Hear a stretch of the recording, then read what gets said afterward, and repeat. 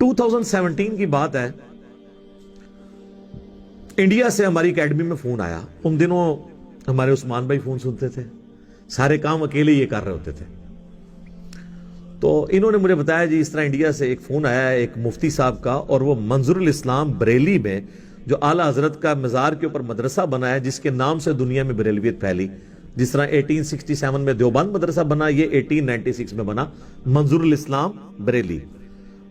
تو وہاں سے کال آئی ہے ایک عالم دین کی، اور وہ کہتے ہیں جی میں نے علی بھائی سے بات کرنی ہے، وہ میرے محسن ہے، اور میں عموماً کوشش کرتا تھا کہ آخری درجے تک فون نہ ہی سنوں. لیکن یہ جب انہوں نے کہا نہیں بریلی سے ہے اور عالم ہے، بات کرنا چاہتے ہیں، عالم ہے، مفتی ہیں، میں نے کہا جی کرائیں بات. انہوں نے خیر ان کو ٹائم دے دیا اگلے دن کا. تو میں عثمان بھائی کے محلے میں جا کے میں نے عشاء کی نماز ان کے ساتھ پڑھی.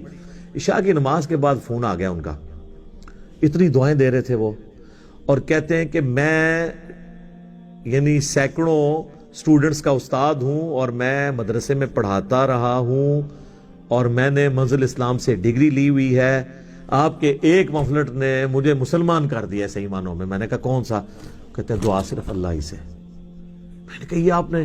کہتے ہیں وہ آپ کا میں نے کلپ ایک سنا تھا، اس میں آپ کہہ رہے تھے کہ یہ آپ پڑھیں، تو میں نے ڈاؤن لوڈ کر کے اسے پڑھا، تو مجھے پتا چلا کہ سب سے بڑے شرک کے نمبردار ہی دنیا میں عام ہے، عالم ہو کر. کہتا ہے کہ میں نے پھر اکتفا نہیں کیا، کہتا ہے میں نے 30-35 علماء کو اپنے گھر کھانے پہ بلایا اور کہا کہ ایک ضروری بات ڈسکس کرنی ہے. ان کے سامنے میں نے پمفلٹ شروع سے لے کے آخر تک پڑھ دیا، جس طرح کہ حضرت جعفر طیار نے نجاشی کے دربار میں سورہ مریم پڑھ کے تو توحید بیان کی تھی. اب یہ پمفلٹ جب کو پورا سن لے 8 صفحے ہی ہیں، تو جتنی چلاکیاں ان کے بڑوں نے ان کو سکھائی ہوئی تھی، اور اس طرح ہی مان رہے سن جی میں وڈے مندر ہے، وہ ساری ختم ہو گیا. کہتے جب پمفلٹ ختم ہوا میں نے کہا جی کوئی کوشچن کسی بندے کا توحید کے حوالے سے، غیر اللہ سے استعانت کے مسئلے میں، تو سارے علماء نے اپنا سر پھینک لیا. انہوں نے کہا یہ جو کچھ اس نے لکھا ہے نا، اس بات کا کوئی جواب ممکن نہیں ہے. تو انہوں نے کہا یار پھر ہمیں، تو وہ کہنے لگے پھر یہ اعلیٰ حضرت کو بات کیوں نہیں سمجھ آئی؟ ہائے ہائے سبحان اللہ. ابو جہل ابو الحکم کہا جاتا تھا، نبی علیہ السلام کی بات اسے سمجھ نہیں آئی ہے. ابو جہل تو ہم اسے کہتے ہیں نا بعد میں کہ وہ جہالت کے باپ، ورنہ وہ سب سے بڑا حکیم تھا. جس طرح ہم کہتے ہیں ڈاکٹر اقبال کو حکیم الامت، تھنکر، تھنک ٹینک، فیصلے بڑے بڑے جو ہوتے تھے، بیٹھتی تھی پنچایتیں جنہیں ہم کہتے ہیں، بڑے بڑے جرگے، ان کے وہ فیصلے کرتا تھا ابو الحکم. ابو جہل اس لیے کہا گیا کہ یار اس کو نہیں بات سمجھے، اتنا سیانہ بنتا تھا. اور اس کے غلام سمیہ اور یاسر، عمار بن یاسر کے ماں باپ، ان کو بات سمجھ آ گئی. یہ تو اللہ کے فیصلے. تو کہتا میں نے کہا یار اعلیٰ حضرت کو چھوڑو، سورہ التوبہ کی آیت نمبر 115 ہے کہ اللہ تعالیٰ اس وقت تک موت نہیں دیتا جب تک کہ ایک دفعہ حق واضح نہ کر دے. ہر شخص کی زندگی میں یہ موقع آنا ہے، تو تم پہ آئے تم قبول کرو.